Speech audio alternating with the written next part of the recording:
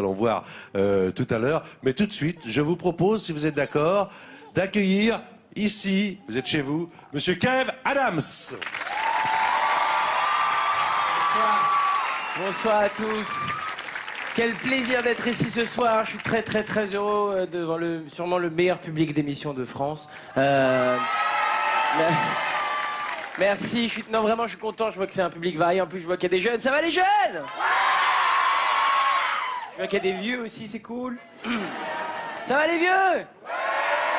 Attention, j'ai absolument rien contre les personnes âgées. Moi aussi, un jour, j'aurai 35 ans. C'est pas ça le problème. C'est juste que c'est vrai qu'il y a des réelles différences entre les jeunes d'aujourd'hui et les jeunes d'hier. Par exemple, vous les adultes, je vous vois parsemés dans cette salle. Ça vous énerve le fait que nous les jeunes, on a un peu le pantalon baissé? Ça vous énerve? D'ailleurs, vous avez une blague pour ça, une blague caveau, une blague d'adulte. Vous dites oh là là, on dirait qu'il a fait caca dans son pantalon. Mais elle est nulle cette blague, sans déconner, elle est pourrie. Et en plus, je veux dire, franchement, c'est normal le fait que nous les jeunes, on a un peu le pantalon baissé. Regardez à l'époque, Obélix. Il avait le pantalon là, c'était la mode. Après, les années ont évolué, on avait le pantalon nombril, les bretelles, les années 40, ça, Jean-Pierre, t'as pas un peu de flouze, non? Les années 80, un peu au-dessus de la taille. Night fever, skitter, fin, skin, night. Les années 2000, à la taille, normal que 2011, on soit là, quoi, ça arrive. Et franchement, ça m'étonnerait pas qu'en 2030... Je suis toujours un petit peu gêné à ce moment-là du spectacle, enfin du sketch, parce que la dernière fois j'ai joué ce sketch devant un public comme vous, il y avait un mec qui était assis au premier rang devant moi, mais le vrai mec, tu vois, des épaules larges, des tatouages, une moustache, le vrai mec, quoi. Et je m'en trouve yeux à yeux avec lui pendant le sketch, et je dis, ça m'étonnerait pas qu'en 2030, et il me regarde dans les yeux, il me fait, allez! Ça m'étonnerait pas qu'en 2030, on soit tous comme ça, les gars. Sérieux, on sera tous comme ça. Toi, tu seras comme ça, toi aussi. Bon, toi, tu seras peut-être plus là en 2030, mais... Franchement, c'est une soirée spéciale fête des mères. J'aimerais aussi parler un peu de ma mère. Honnêtement, franchement, qui dans cette salle n'a jamais entendu sa mère lui dire « Tu sais pas la chance que t'as d'aller à l'école. Moi, je rêverais d'y retourner. » Ma mère à moi, elle m'a même dit « Je payerais pour y retourner. » Le lendemain, je suis resté au lit, j'ai éteint mon réveil, j'ai fermé ma porte à clé, j'ai glissé une enveloppe sous ma porte avec un billet de 5 € et un mot qui disait « Vas-y, maman, va au bout de tes rêves. » Non, je me rappelle de plein de trucs comme ça avec ma mère. Je me rappelle aussi souvent quand j'étais petit, elle voulait que j'aille me coucher tôt, même les jours où il n'y avait pas école le lendemain. Et elle me sortait cette excuse bidon, c'est pour garder le rythme. C'est pour garder le rythme. Moi, je me rappelle un jour, je suis rentré à 6 h du matin complètement bourré alors que j'avais école le lendemain. Elle m'a dit, tu te moques de moi? Je lui ai dit, c'est pour garder le rythme, il faut...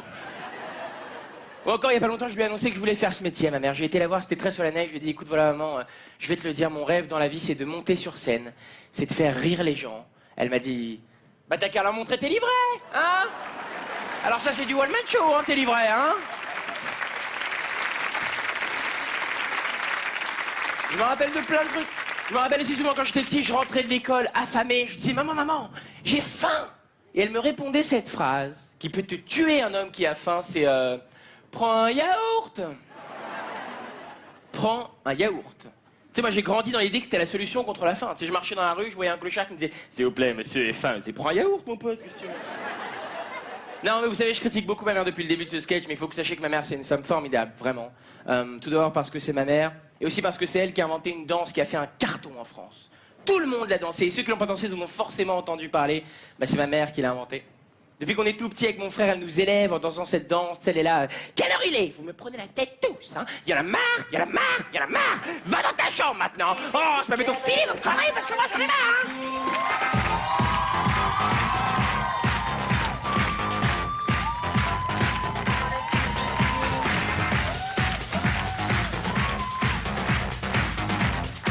Merci beaucoup. Merci beaucoup. Kev Adams.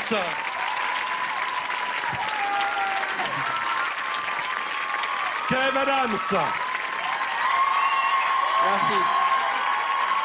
The Young Man Show, c'est du 25 au 30 octobre. C'est au Casino de Paris. On avait fait ensemble une des premières émissions des Stars du Rire. Ouais. Depuis, ça n'a pas arrêté de fonctionner, ça fonctionne. Mais attention, tu vas devenir vieux maintenant, toi aussi, hein, Ça y parce est, que ça je- fait déjà quoi? 1 an et demi déjà que ça marche bien. Ouais. Hein, non, je me trompe pas. Non, c'est ça, ouais. Ouais. Bonjour à ta maman. Maman, voilà, je voulais te souhaiter une très belle fête des mères et je souhaite évidemment une très belle fête des mères à toutes les mamans de France. Et je voulais te dire que voilà, maman, t'es la plus belle de toutes les mamans. Depuis que t'as fait le régime du camp, vraiment, Non, plein de bisous à ma mère et à toutes les mamans de France. C'est votre journée, profitez-en et j'espère à très bientôt. Applaudissez Kev Adams. Alors, je vous propose maintenant, parce que vous n'étiez peut-être pas là tout à l'heure, au début de l'émission, il y a